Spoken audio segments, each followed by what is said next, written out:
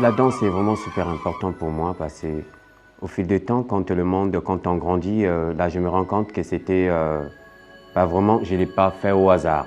C'était une discipline qui était liée même peut-être à ma spiritualité, qu'aujourd'hui je commence à comprendre que c'était pas vraiment danser pour danser, mais c'est ma religion.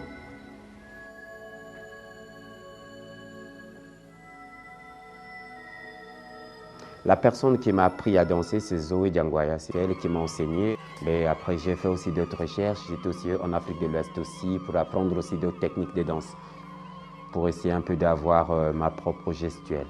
À un certain moment, je me suis dit, tiens, j'ai appris, il faut que moi aussi je commence à construire ce qui est à moi-même. Donc j'ai commencé à construire moi sous des solos depuis 2001.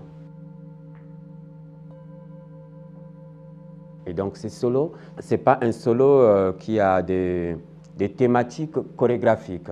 Je fais mon style à moi avec ce que j'ai appris chez les autres. Ma gestuelle, elle est à moi, mais la danse, elle est animée avec une transe. Donc, la transe, pour que je vienne dans le tas de la transe, c'est la nature elle-même qui me fournit ces énergies. C'est la nature, c'est le cosmos, la Terre et l'univers, c'est lui qui me fournit tout ça là pour mettre ça en valeur. Le corps n'invente pas. Moi, ce que mon corps à moi dit, c'est ce que je mets en valeur.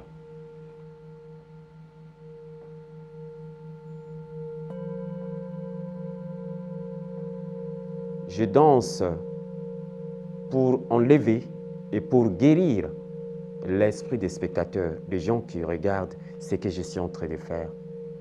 Pour moi aussi, ça devient ma danse comme un mantra et ça soignera. Je l'appelle le Nganga.